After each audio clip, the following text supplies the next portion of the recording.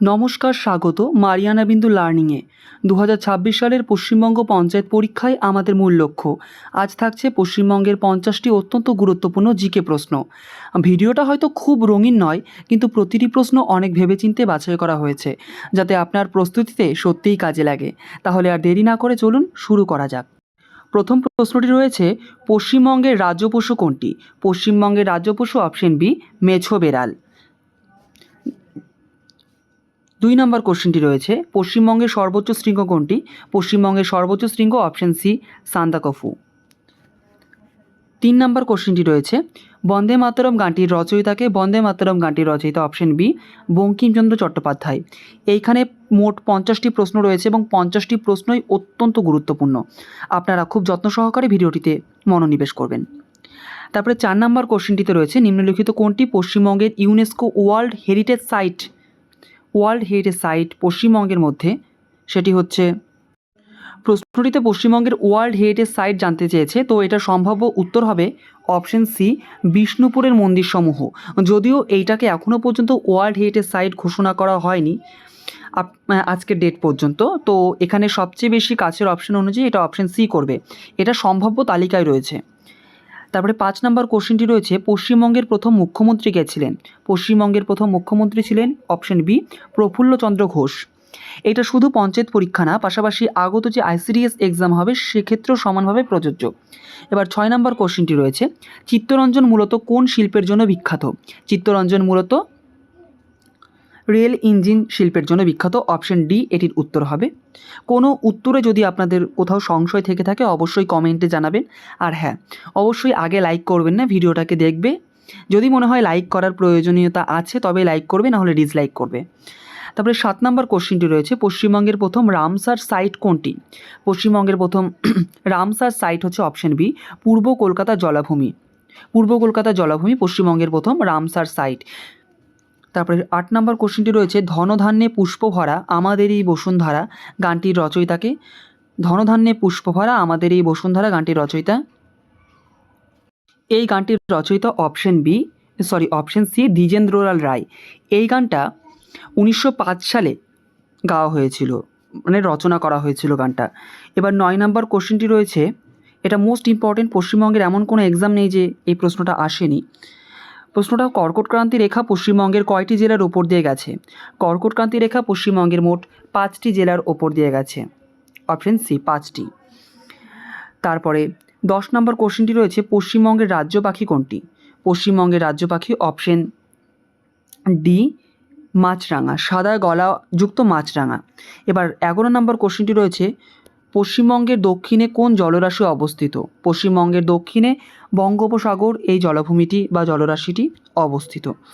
এবার 12 নম্বর কোশ্চেনটি রয়েছে, এটি একটা গান, মায়ের দেওয়া মোটা কাপড় মাথায় তুলে নেড়ে। এই গানটির রচয়িতা অপশন বি রজনীকান্ত সেন।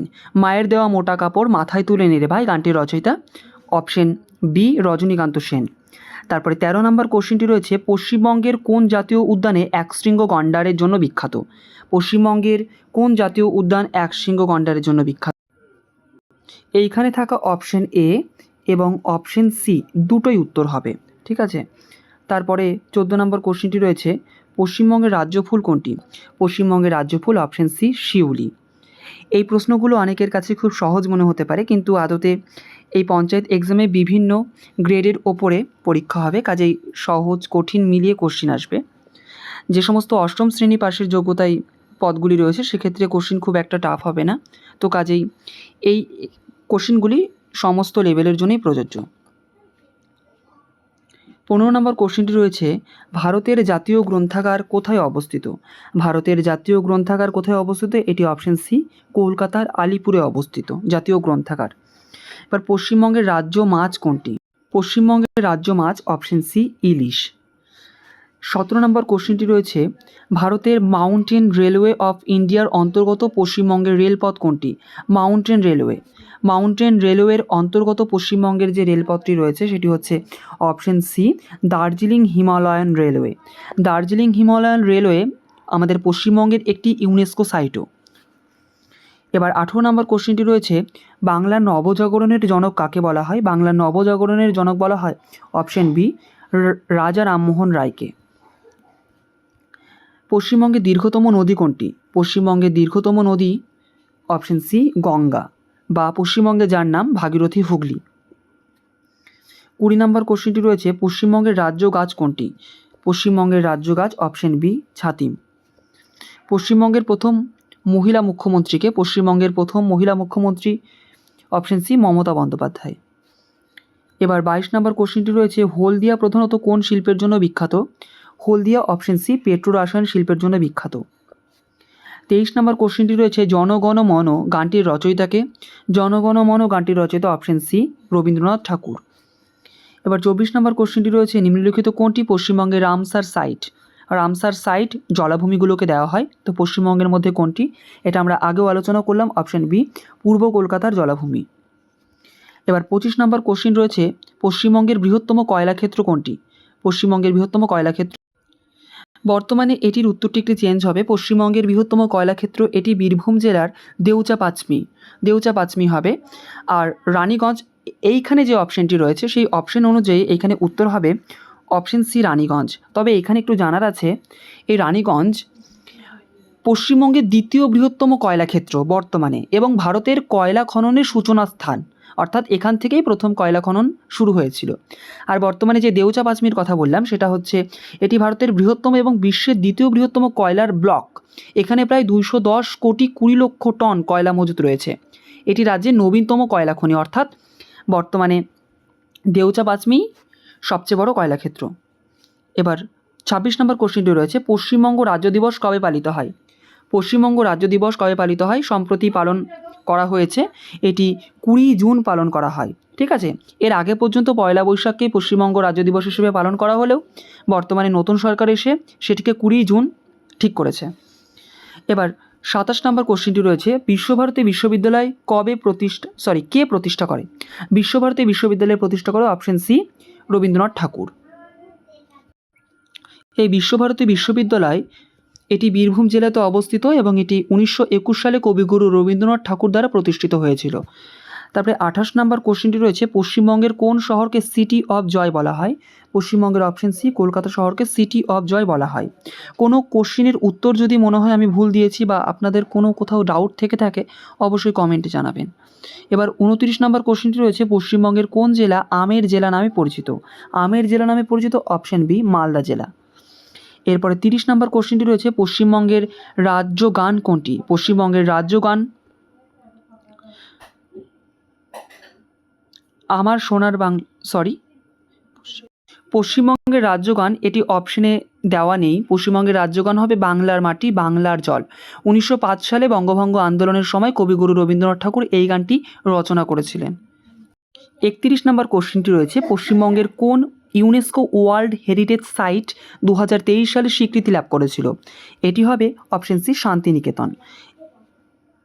32 নম্বর কোশ্চেনটি রয়েছে, দুর্গাপুর প্রধানত কোন শিল্পের জন্য পরিচিত?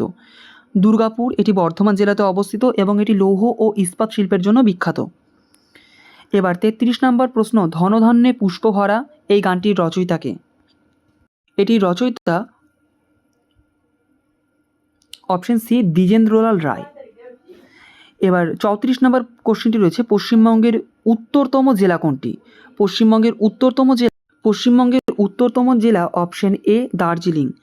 এবার 35 নম্বর কোশ্চেনটি রয়েছে, নিম্নলিখিত কোন ব্যক্তি নেতাজি নামে পরিচিত ছিল? নেতাজি নামে পরিচিত ছিল অপশন সি সুভাষচন্দ্র বসু। এবার 36 নম্বর কোশ্চেনটি রয়েছে, নিম্নলিখিত কোন পশ্চিমবঙ্গের ইউনেস্কো ওয়ার্ল্ড হেরিটেজ সাইট, মানে কোনটি পশ্চিমবঙ্গের ইউনেস্কো ওয়ার্ল্ড হেরিটেজ সাইট? এটি রিপিট হয়ে গেছে, তো এটির অপশন সম্ভাব্য উত্তর অপশন সি বিষ্ণুপুরের মন্দিরসমূহ। এটি বাঁকুড়া জেলাতে অবস্থিত এবং এটি ইউনেস্কোর ওয়ার্ল্ড হেরিটেজ সাইটের তালিকায় রয়েছে, যদিও এটা স্বীকৃতি পায়নি এখনও। 37 নম্বর কোশ্চেনটি রয়েছে, পশ্চিমবঙ্গের কোন নদীকে বাংলার দুঃখ বলা হয়? অপশন ডি দামোদরকে পশ্চিমবঙ্গের বাংলার দুঃখ বলা হয়। পশ্চিমবঙ্গের রাজ্যফল কোনটি? পশ্চিমবঙ্গের রাজ্যফল অপশন বি আম। এবার 39 নম্বর কোশ্চেন, ভারতের জাতীয় গান কোনটি? ভারতের জাতীয় গান অপশন বি বন্দে মাতারাম। এরপর 40 নম্বর কোশ্চেনটি রয়েছে, পশ্চিমবঙ্গের কোন জেলায় শান্তিনিকেতন অবস্থিত? পশ্চিমবঙ্গের কোন জেলায় শান্তিনিকেতন অবস্থিত? অপশন বি, বীরভূম জেলাতে শান্তিনিকেতন অবস্থিত। এবার 41 নম্বর কোশ্চেন, পশ্চিমবঙ্গের প্রথম রাজ্যপালকে? পশ্চিমবঙ্গের প্রথম রাজ্যপাল অপশন বি, চক্রবর্তী রাজা গোপালাচারী। এরপরে 42 নম্বর কোশ্চেনটি রয়েছে, পশ্চিমবঙ্গের কোন শিল্পাঞ্চল রেল ইঞ্জিন নির্মাণের জন্য বিখ্যাত? রেল ইঞ্জিন নির্মাণের জন্য বিখ্যাত অপশন সি, চিত্তরঞ্জন। এবার 43 নম্বর কোশ্চেনটি রয়েছে, পশ্চিমবঙ্গের রাজ্য পাখি কোনটি? এটিও রিপিট হয়ে গেছে। পশ্চিমবঙ্গের রাজ্য পাখি অপশন সি, সাদা গলাযুক্ত মাছরাঙা, অপশন সি মাছরাঙা। এবার 44 নম্বর কোশ্চেনটি রয়েছে, কর্কট ক্রান্তি রেখা পশ্চিমবঙ্গের কয়টি জেলার ওপর দিয়ে অতিক্রম করেছে? কর্কট ক্রান্তি রেখা পশ্চিমবঙ্গের কয়টি জেলার উপর দিয়ে গেছে সেটা আমরা দেখলাম যে 5টি জেলার উপর দিয়ে গেছে। তোমরা যদি জানো যে কোন 5টি জেলা, অবশ্যই কমেন্টে জানাতে পারো।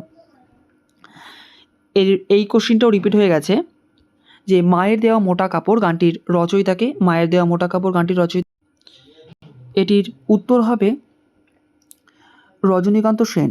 এখানে যে প্রশ্নগুলো রিপিট হয়ে যাচ্ছে, ভাববে এটা তোমাদের আরও একবার করে রিভিশনও হয়ে যাচ্ছে।